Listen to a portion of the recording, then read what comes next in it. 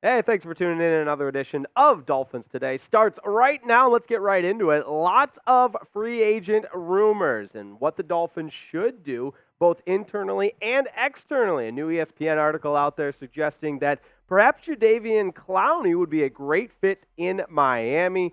We know about Anthony Weaver, the new defensive coordinator for the Dolphins, was in Baltimore last year. We'll talk all about Clowney and the potential of him landing in Miami in free agency. And oh, yeah, there's a lot to make about what the Dolphins will do with some of their notable free agents. None bigger than Christian Wilkins. And now that the franchise tag is an option and becomes a part of the conversation, we'll break that all down as well because the franchise tag really provides a potential out, if you will, for both the team and the player. And in its original probably reasoning for having the franchise tag, in theory, it could be a win-win for both the player and the team. So put your prediction hat on me before we really get going and let me know what you think. Will the Dolphins decide to use the franchise tag on any of their potential free agents that we've discussed in episodes past? Let me know what you think. Type 1 if you think the Dolphins will use the franchise tag. Type 0 if you think they'll not use the franchise tag for free agency in the coming week. So let me know what you think down in the comments, and let's talk a little Jadeveon Clowney because ESPN lists Jadeveon Clowney as a potential fit in Miami, and we know as a proven veteran in this league that Jadeveon Clowney has had meaningful contributions and made meaningful impacts at a consistent level, and none more noteworthy than his production last year as a member of the Baltimore Ravens. He put up over 9 sacks, which is really impressive, tying his career high with 9.5 sacks in Baltimore. And part of his abilities that make him so tough is that win rate as a pass rusher, which was 24.2%, ranking 5th in the NFL. So his ability to get pressure on the opposing quarterback puts him as a very valuable asset on any defense. And like I mentioned at the beginning of the video, when you think about Clowney being in Baltimore, Anthony Weaver, the Dolphins' new defensive coordinator, was his coach in Baltimore. There's a match right there, and the two of them have shown that they can thrive with one another. Now, also worth noting that Bradley Chubb and Jalen Phillips, while they both had excellent seasons last year, they both had their seasons cut short due to injury, and in all likelihood, neither will be ready for that month of September. So eventually, the Dolphins will certainly need to address that defensive edge position.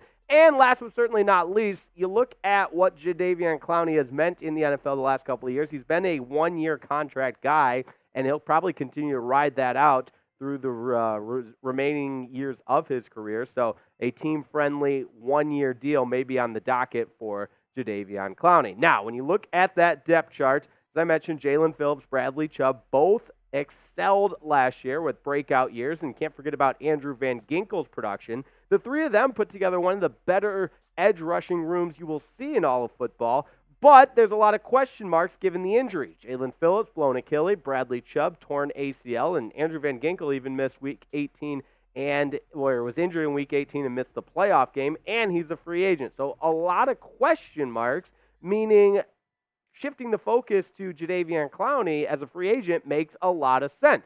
So, time for you to make the call. Let me know what you think down in the comments. Should the Dolphins sign Jadeveon Clowney? Type S for sign or P for pass.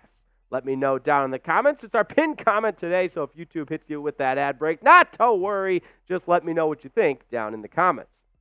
A little more on Jadeveon Clowney, and this is from Matt Bowen of ESPN with the full context from the ESPN article. He says, with Dolphins edge rushers Bradley Chubb, who has the torn ACL, Jalen Phillips with the torn Achilles, both suffering season-ending injuries last season, Miami could shore up the unit with Clowney on a one-year deal. Last season in Baltimore, Clowney tied a career high with 9.5 sacks, and his 24.2% pass rush win rate ranked 5th in the NFL. He's a speed-to-power rusher who can also set an edge against the run game. And for me, it gets kind of simple when you just think about what he would bring to the Miami Dolphins defense. I say sign him. Let's make it happen. This is a proven veteran that has put up numbers year in and year out. Now, it hasn't been a linear path. He hasn't necessarily transcended to dominance, because remember, this is a former number 1 overall pick. But you look at the past 4 seasons, most notably 2023, played all 17 games, so there's the durability factor there. 9.5 sacks, incredibly productive there. Obviously, the production in 2022 took a step back and only playing 12 games, as well as in 2021 playing the 14 games and not really stuffing the stat sheet in 2022. But 2021, the production there, 9 sacks.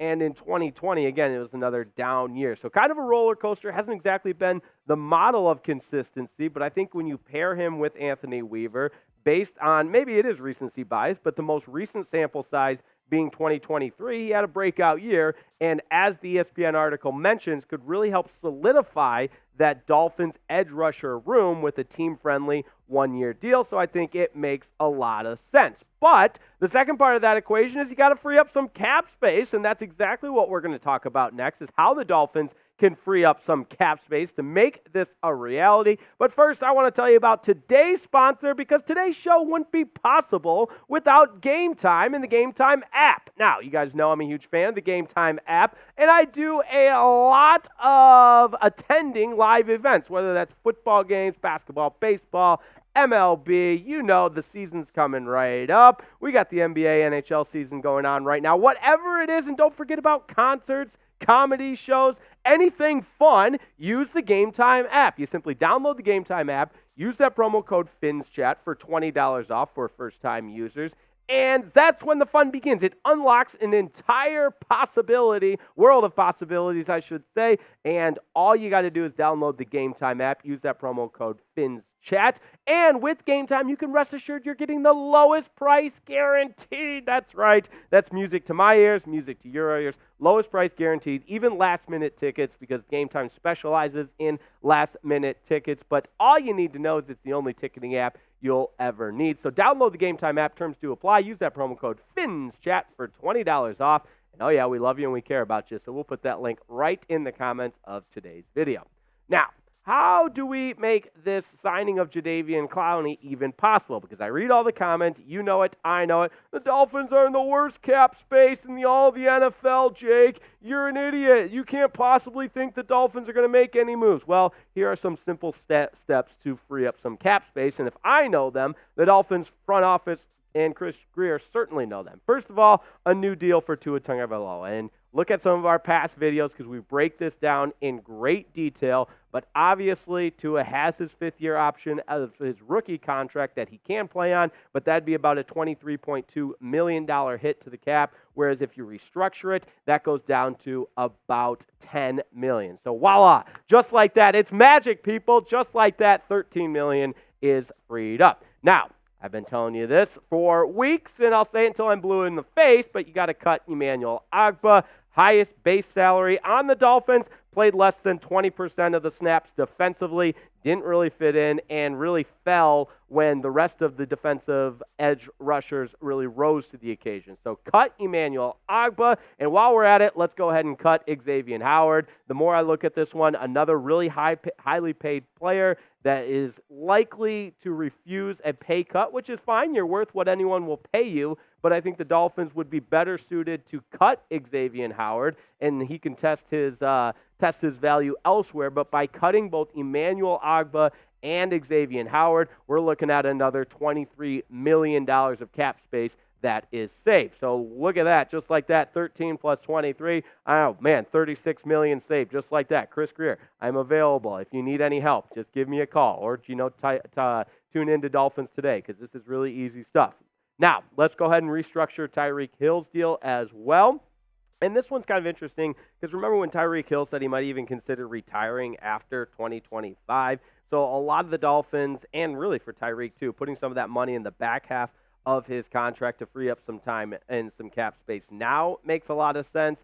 And I think Tyreek Hill does want to retire as a member of the Miami Dolphins, and in all likelihood is on his last contract. So restructuring it, there's ways to do it where you could save about $12 million in restructuring Tyreek Hill's large contract. So it's not a $36 million hit like it's expected to be in 2024. And last but certainly not least, Jalen Ramsey. Kind of a similar situation, albeit Jalen Ramsey, when he signed with the Dolphins, it was a massive deal. But again, that's one way to restructure it, put a little of that money on the back half of the contract to free up some money in this particular league year in 2024. So you factor all that in, and then throw in, by the way, that the new salary cap projection league-wide is expected to be about $240 million, which, again, will provide a little bit more flexibility, not just for the Dolphins, but, of course, for the entire NFL and all 32 franchises as a whole. So a lot of different factors there, and I know we ran through them pretty quickly, but we do have a video on how to free up Dolphins cap space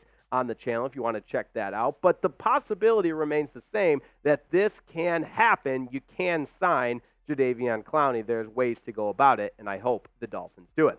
Now, how about the franchise tag? And as it relates to Christian Wilkins, who is one of the must-sign free agents, and if you can't sign him, perhaps using the franchise tag will be what the Dolphins decide to do, because we know the production from Christian Wilkins is there.